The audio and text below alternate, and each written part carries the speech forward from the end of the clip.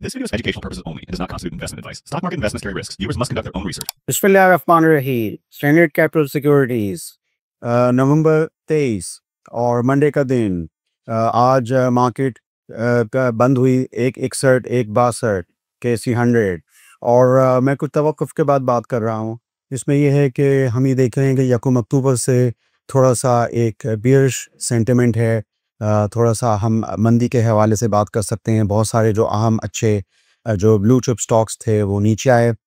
थोड़ा सा selling pressure जो है वो हमने देखने में आया इस तनाज़ुर में कि बहुत सारी चीज़ें हुई, जिसमें 27वीं तरमीम का पास होना और इसके अलावा जो जियोपॉलिटिकल जो एक बेचैनी अनसर्टनिटी इस हवाले से भी चीज़ें थी। और कुछ हमने देखा कि सेटलमेंट रेशोज़ अभी भी जो कंपनीज़ की हैं अच्छी स्टॉक्स की वो अभी इतनी मज़े की नहीं है कि आप नया पोर्टफोलियो जो है बना सकें। तो अभी आपके पास टाइम है अपना पोर्टफोलियो रीशेप करने के लिए, रीअलाइन करने के लिए।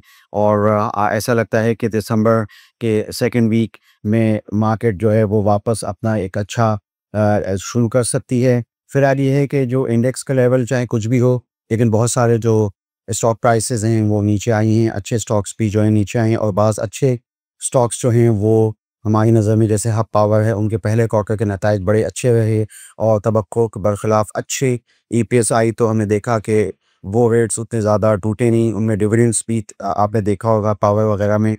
तो इस तरह की कुछ चीज़ें थी, तो मैंने सोचा कि आपको बताऊं। अभी तो फ़िलहाल मार्केट साइडवेज़ है और ये है कि वॉल्यूम्स भी कम हैं। सेटलमेंट रेशो मैंने कहा कि अभी थोड़ा सा अभी जब बेहतर हूँ तो आप ज़रूर उसमें अपने पोर्टफोलियोज़ वापस से रीअलाइन कीजिएगा। बाज़ अहम उसमें डेवलपमेंट्स थी, मसलन उसमें एक तो पायनियर सीमेंट के हवाले से मेपल लीफ की दिलचस्पी। तो पायनियर सीमेंट जो है वो तकरीबन 58% होल्डिंग जो है वो हबीबुल्ला ग्रुप के पास है, लेकिन जो मेपल लीफ जो फैक्ट्री है और मेपल लीफ कैपिटल दोनों मिलाकर तकरीबन 18.5% उनके पास होल्डिंग है। यानी 58% होल्डिंग जो मालिक यानी हबीबुल्ला और बकिया जो 18.5% जो है वो यानी मेपल लीफ ग्रुप के हाथ में, बाकी 11% पब्लिक के हाथ में, बाज़ इंस्टीट्यूशंस के हाथ में। तो देखते हैं कि ये पायनियर सीमेंट के हवाले से क्या होता है। ये रैली जो है वो ज़रूर देखने में आई पायनियर सीमेंट के अंदर। वैसे अगर हम एंटरप्राइज़ वैल्यू ईवी पर टन के हिसाब से डॉलर उसमें प्राइसेस में बात करें तो जितने भी ये जो नॉर्दर्न पंजाब के यानी नॉर्दर्न जोन के प्लांट्स हैं तो उनकी जो एक अच्छी प्राइस परचेज़ करने की बनती है वो हमारे दानिश में यानी एक तजियागार के दानिश में $51 पर टन से $55 पर टन के हवाले से होती है।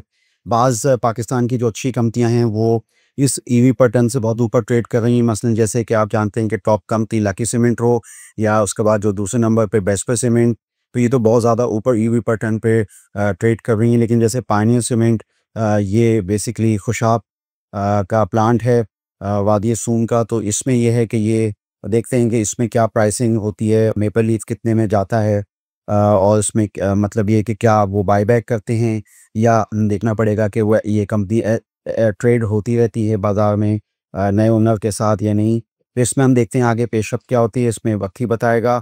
एक और बहुत ही अहम जो डेवलपमेंट है वो हम अपनी वीडियोस में ज़रूर डिस्कस करते थे, वो पाकिस्तान टेलीकम्युनिकेशन की जो एक्विजिशन है टेलीनॉर की डील, जो कि फर्स्ट वीक ऑफ दिसंबर के अंदर जो है वो हो सकती है।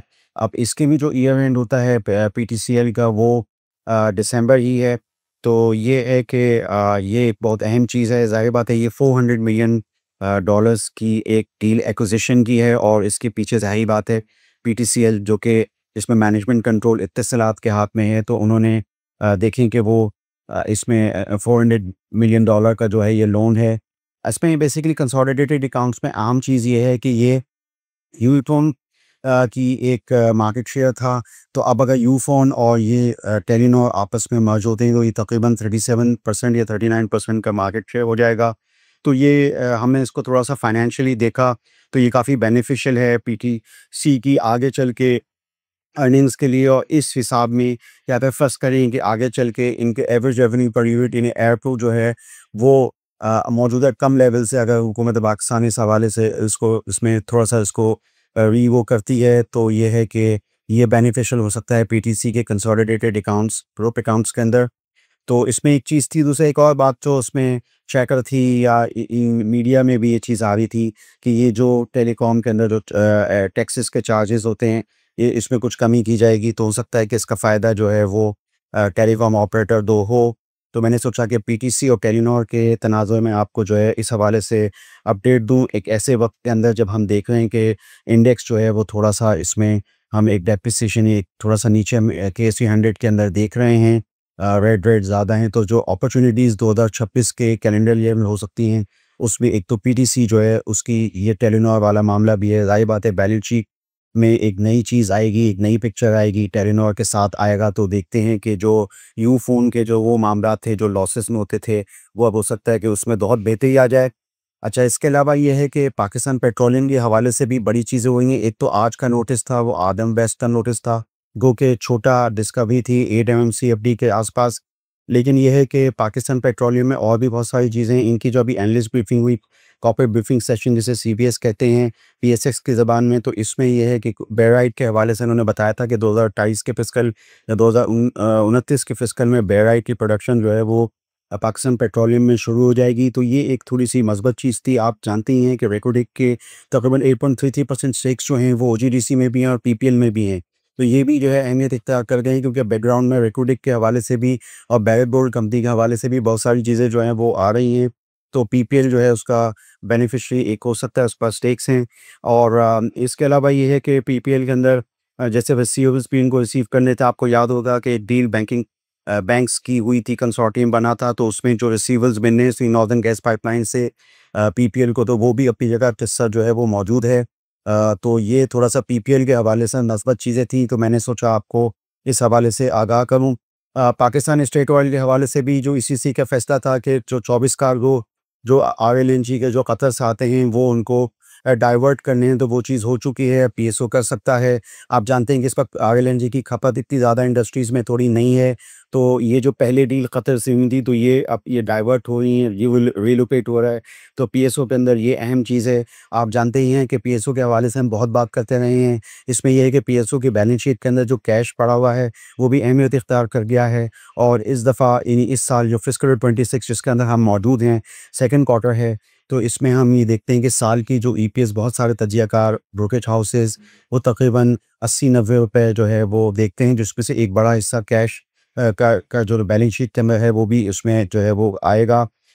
इसी के अलावा एक बहुत अहम चीज़ जो पीआईबीटीएल के हवाले से है, Pakistan international bulk container terminal के हवाले से, तो ईसीसी ने ये फैसला किया कि पोर्ट कास्टिंग जो है वो इस मामले को डील करेगा। जो रेकोडिक से जो चीज़ें इन्हीं जो चीज़ें जानी हैं, जो कन्वेयर बेल्ट इस्तेमाल हो सकता है, तो वो उसमें हमारी दानिश में पीआईबीटीएल जो है वो ही एक ऐसी चीज़ है जो कि उस क्ले को या वो जो एक मिनरल जाएँगे, वो जो है वो हो सकता है यूएस जाएँ, तो वो जो है वो पीआईबीटीएल उसको डील करे। तो पीआईबीटीएल के वैसे भी फाइनेंशियल्स कुछ बेहतर हुए हैं पिछले सालों से, बुक्स पे जो फॉल लोन्स थे अब वो उस तरह की नहीं हैं।